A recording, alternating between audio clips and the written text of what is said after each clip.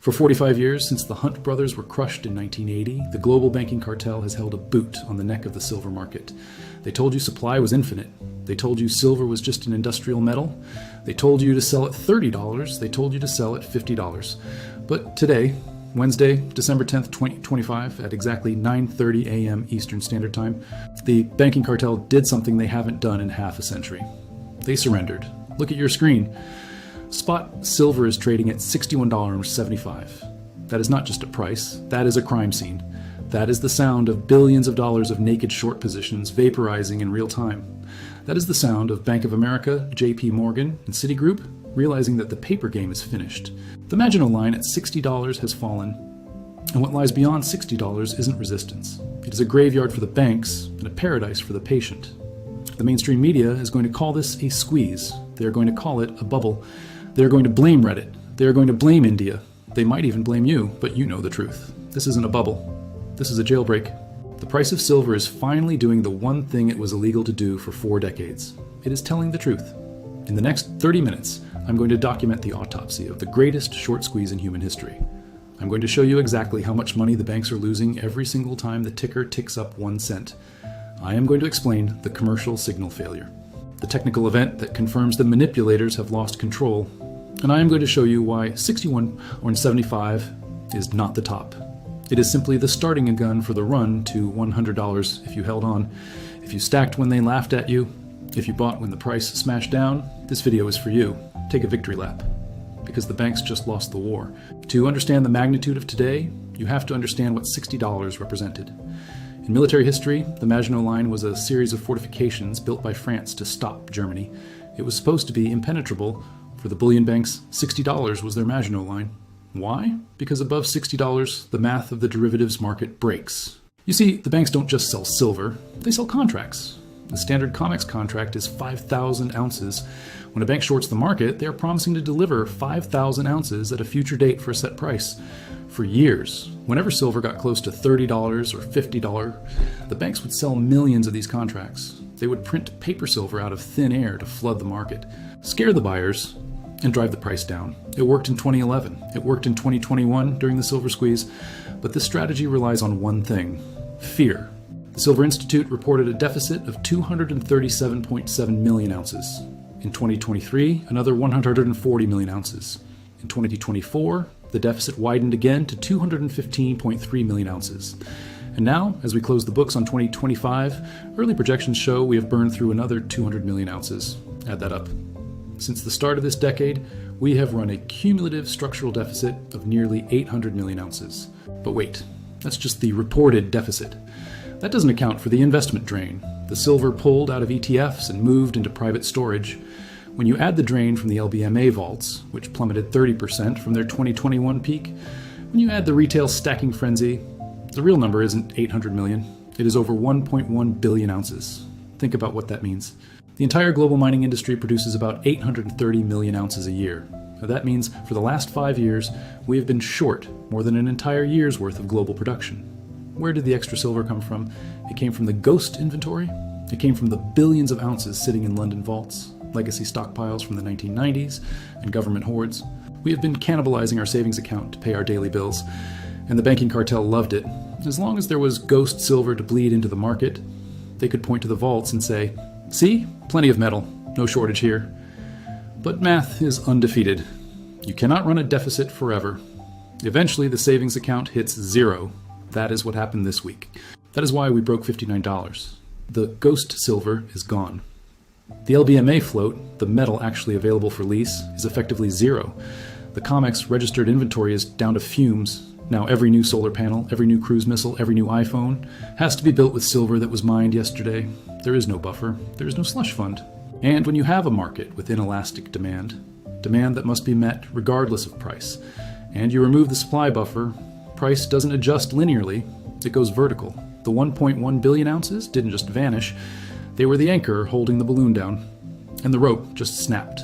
But wait, the skeptics say. If silver hits $60 or $80, surely demand will crash. Solar manufacturers will switch to copper. They'll use less silver. This is the single biggest lie on Wall Street right now, and I'm going to destroy it with one acronym: TOPCon. For years, the solar industry used a technology called PERC. It was efficient enough, and it used about 10 milligrams of silver per watt. But PERC hit a wall. It couldn't get any more efficient. And in the energy game, efficiency is everything. So the industry pivoted. In 2023 and 2024, the entire global manufacturing base shifted to TOPCon and HJT cells. Here's the problem. The longs, the people holding the contracts, smell blood. They aren't selling at $61. They are waiting for $70, so the bank has to bid higher. They are bidding against themselves. They're bidding against other panicked banks. This is a short covering rally. It is the most violent type of price move in financial markets. It has nothing to do with fundamentals anymore. It has to do with survival. Bank of America, specifically, is the elephant in the room. According to the Office of the Comptroller of the Currency reports from 2024, Bank of America had increased their precious metals derivatives book massively. They were the short of last resort. They absorbed the shorts that JP Morgan dumped. Today, Bank of America is staring into the abyss. At $61.75, their derivatives book is a nuclear bomb ticking in their vault they have to cover. And their buying is what will push us to $70 by Friday. This is the anatomy of a default. The paper leverage that suppressed the price for decades has just reversed. Instead of leverage pushing it down, leverage is now a rocket engine pushing it up. Traders, listen closely. If you look at the technicals, we just witnessed a commercial signal failure. For 40 years, the pattern was predictable. Silver price rises, banks increase short positions, price crashes, wash, rinse, repeat. It was a money printing machine for the trading desks. But look at the data from the last 2 weeks. As silver rallied from $55 to $60, the banks did not add more shorts. In fact, the open interest declined. Do you understand what that means? It means they stopped fighting. It means they looked at the tidal wave of buying coming from the east and said, "We cannot stop this. This is a signal failure. The machine is broken. The algorithm that managed the price has been turned off." Why? Because of the Basel III net stable funding ratio. We talked about this years ago, but now it is biting. The new banking regulations make it very expensive for banks to hold unallocated paper gold and silver liabilities. They need physical backing. But the physical backing is gone. So the compliance departments at these banks tapped the traders on the shoulder and said, "Get out, close the position. We cannot afford the capital charge." So the banks aren't just losing money on the trade. They are being forced by regulators to exit the trade. They are forced buyers in a market with zero inventory. This is why $61.75 is different from $50 in 2011. In 2011, the banks were fighting to kill the price. In 2025, the banks are fighting to exit the building before it burns down. When the manipulator becomes the buyer, there is no ceiling. Why? Because the Indian whale saw the deficit coming. They saw the 1.1 billion ounce hole before we did. They knew that the solar factories being built in Gujarat would need massive amounts of paste. They knew that the Gift City Exchange was opening up to challenge the West. So they bought the bottom. They bought when silver was $22. They bought when it was $24. They cleaned out the London vaults while the LBMA was asleep at the wheel. And now that silver is $59, you might think, oh, India will sell. They'll take profits. No, because in India, silver isn't a trade. It's wealth. It's the poor man's gold, but it's also the rich man's industrial input. The silver that went into India isn't coming back. It has been turned into jewelry, or it has been consumed in electronics factories. It has left the free float. This is the key to the 1.1 billion ounce narrative. That silver didn't just vanish into thin air. It moved from weak hands to strong hands. The West is now waking up to a shortage, realizing they sold their insurance policy to the East for pennies on the dollar. JP Morgan knows this. They track the flows. They saw the 73 million ounces leave in February 2024. They saw the thousands of tons leave throughout 2025. Why do you think they stopped shorting? Why do you think the tamped downs stopped working? Because you can't spoof a market that has no metal. You can't flash crash the price when India is standing there with a bucket, ready to buy every single dip. The Indian whale broke the back of the short sellers, and now the West has to pay the price to get any metal back. So here we are, December 9th, 2025, $59. What happens next? We enter the vacuum. In technical analysis, resistance is created by people waiting to sell. If you bought silver at $30 5 years ago, maybe you sell at $30 to break even. That creates resistance. But who bought silver at 65? Who bought silver at $75? Who bought silver at 85? Nobody. There is no overhead supply. There are no bag holders waiting to get out. This means that technically the sky is clear. This is what we call a blue sky breakout. When an asset clears its all-time highs, it enters a phase where the only way to find a seller is to bid the price up. We saw this with Bitcoin when it broke $20,000. It went to $60,000 in months. We saw this with Nvidia. Now it is silver's turn. But there's another target, a target that the 1.1 billion ounce deficit points to directly, $100. Why $100? Is it just a round number? No. If you adjust the 1980 high of $50 for inflation, using the government's own rigged CPI numbers, that $50 is worth roughly $170 today. So at $59, silver is still historically cheap. It is still 60% below its real all-time high. But psychologically, $100 is the magnet. The vacuum effect works like this. First, the shorts cover. The hedge funds that are still short have to buy to close. They don't care about price, they care about survival. Second, the FOMO.